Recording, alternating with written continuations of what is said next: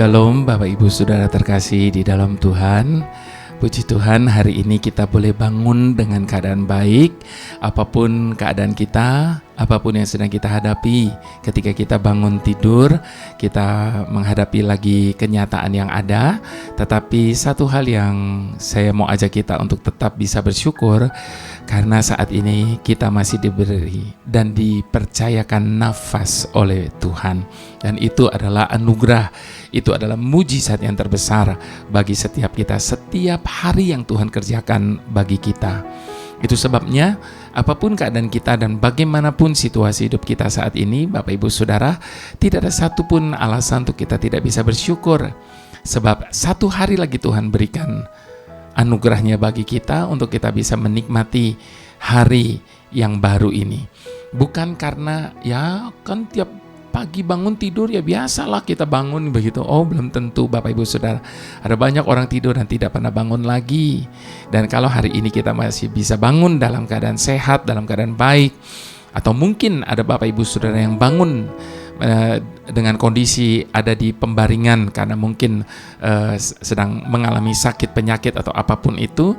Tetapi Bapak Ibu Saudara, biarlah kita boleh tetap bersyukur karena detik ini kita masih dipercayakan nafas. Dan selama masih ada nafas, berarti masih ada kesempatan bagi kita untuk berjuang menjalani kehidupan ini, untuk kita boleh bertahan menghadapi apapun dalam hidup ini.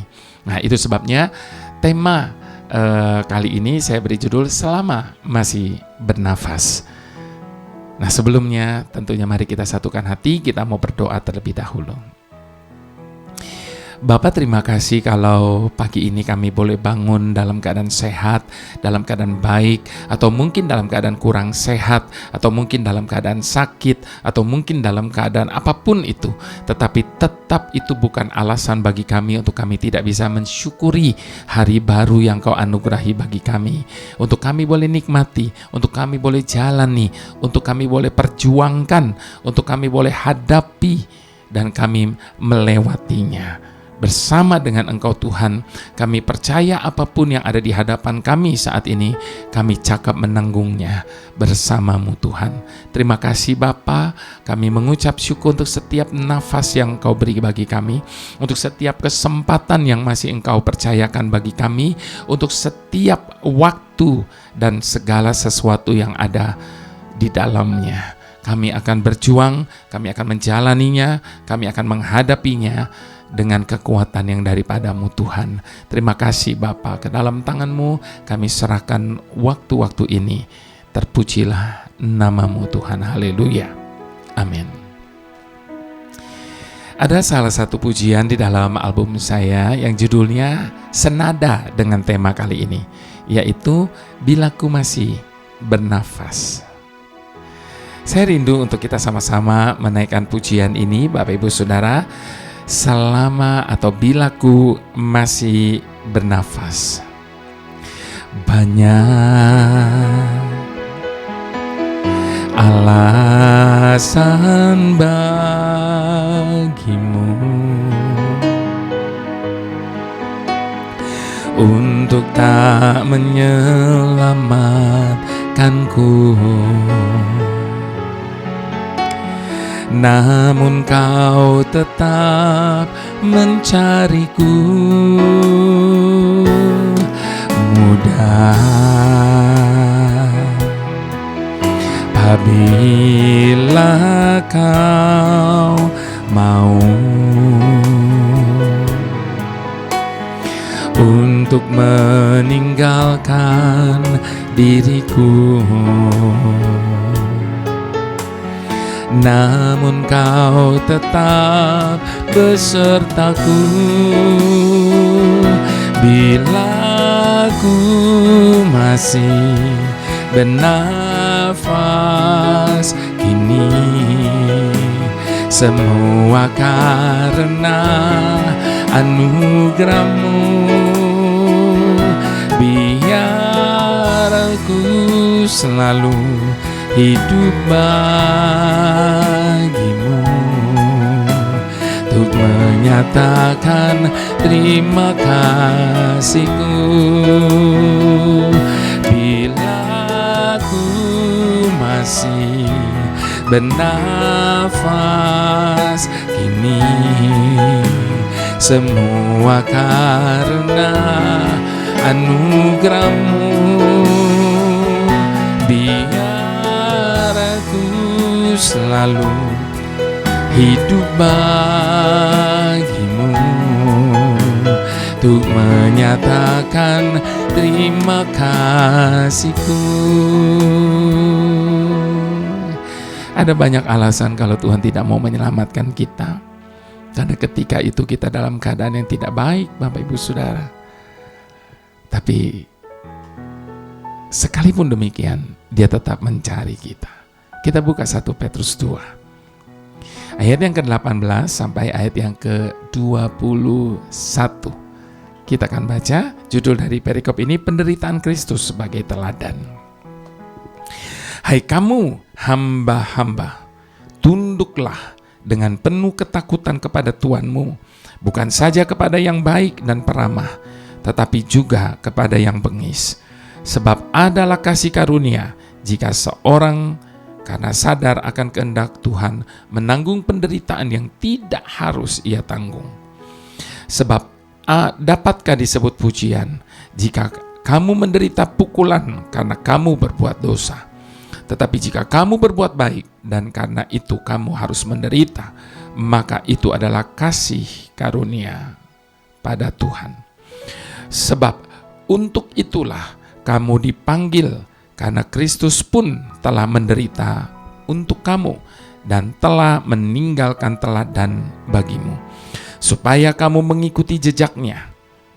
Ia tidak berbuat dosa dan tipu tidak ada dalam mulutnya, dan seterusnya.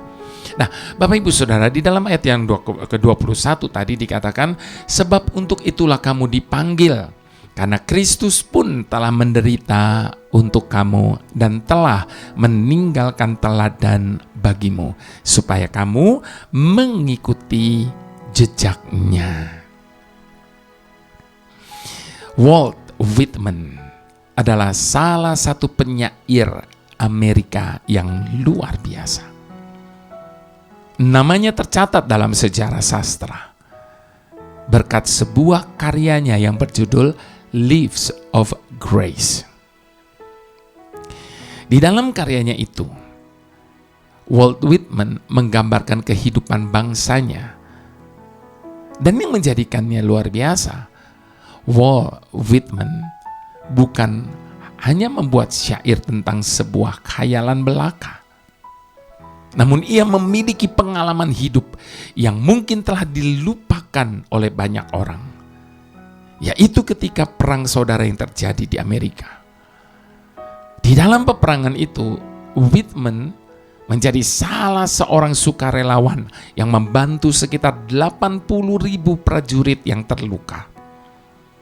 Pengalaman di medan peperangan itulah pada akhirnya memberikan dampak yang begitu besar baginya.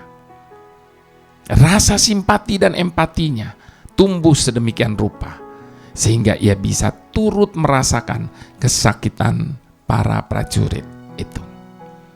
Dan kemudian rasa empatinya itulah yang menjadi inspirasi baginya ketika ia menulis lewat puisi dan esainya.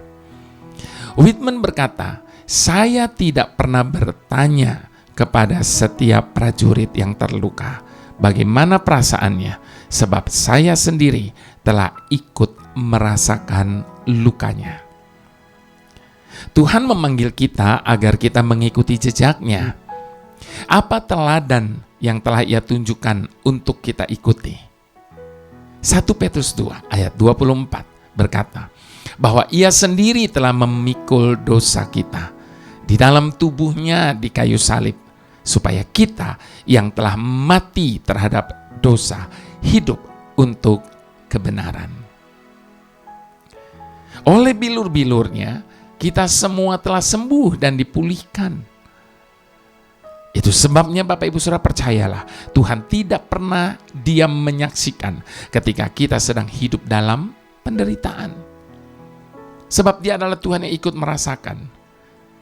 Dia merasakan setiap luka-luka yang kita alami. Bahkan ia memikulnya di kayu salib.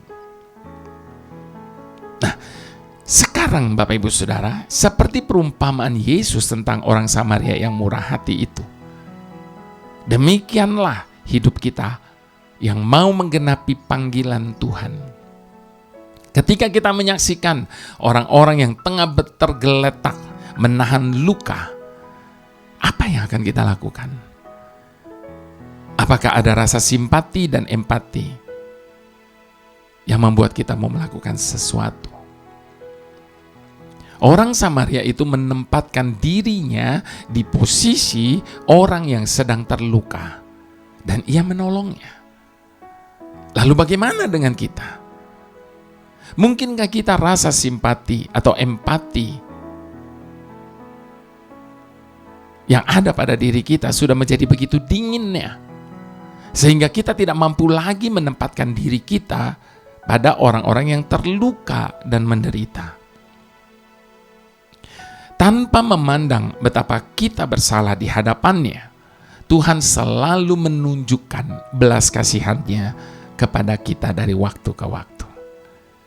Semestinya kita juga bisa menempatkan diri kita untuk turut merasakan setiap penderitaan mereka yang kekurangan, teraniaya, dan menderita di sekeliling kita. Itu sebabnya Bapak Ibu Saudara, ingatkan diri kita selalu bahwa Tuhan memanggil kita supaya kita selalu mengikuti jejak-Nya. Dan sebagai rasa terima kasih kita atas penyelamatannya, atas penyertaan-Nya, biarlah selama kita hidup kita hanya bagi-Nya. Mari jadikan pujian ini sebagai respon kita untuk menyatakan kerinduan kita, supaya hidup yang Tuhan anugerahi bagi kita, nafas yang Tuhan masih berikan bagi kita hari ini, kita mau pakai untuk hidup bagi-Nya. Banyak alasan bagimu untuk tak menyelamatkanku, namun kau tetap mencariku. Mudah apabila kau mau untuk meninggalkan diriku, namun kau tetap besertaku. Bila ku masih bernafas kini, semua karena anugerah-Mu. Biar ku selalu hidup bagi-Mu, untuk menyatakan terima kasihku. Bila ku masih bernafas kini, semua karena anugerah-Mu. Biar aku selalu hidup bagi-Mu, untuk menyatakan terima kasihku, untuk menyatakan terima kasihku, untuk menyatakan terima kasihku.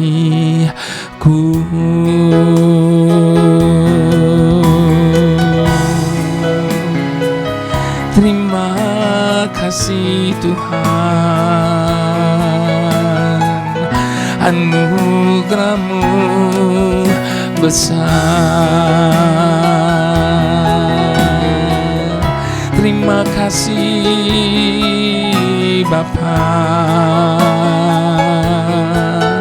untuk setiap nafas, waktu, kesempatan yang Kau berikan. Pakai hidup kami, jadikan hidup kami berarti.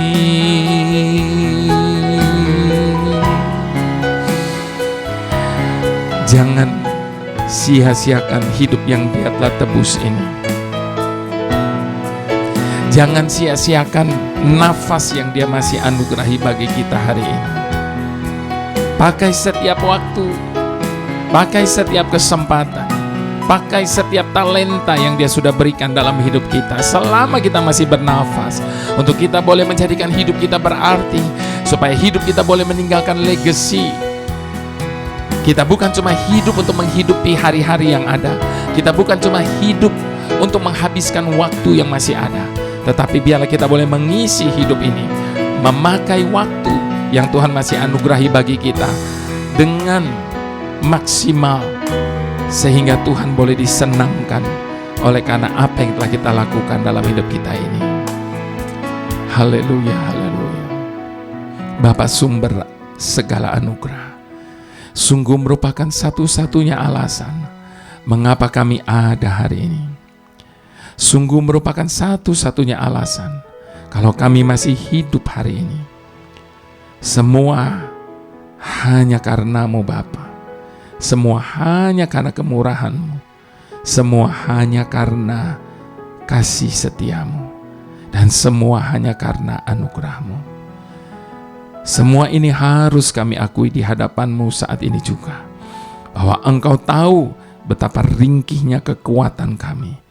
Engkau tahu betapa lemahnya kami menghadapi godaan dan cobaan hidup ini.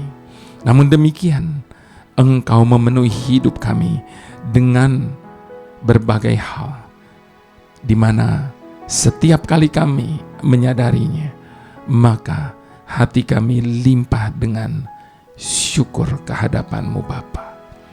Itu sebabnya kami bergantung kepada kekuatan-Mu, sebab kekuatan kami jauh daripada cukup untuk menghadapi segala yang ada di hadapan kami saat ini. Saat kami menghadapi rintangan dan halangan, hanya karena kuasa dan bukan karena kekuatan yang ada dalam kami, membuat kami dapat hidup tanpa rasa takut.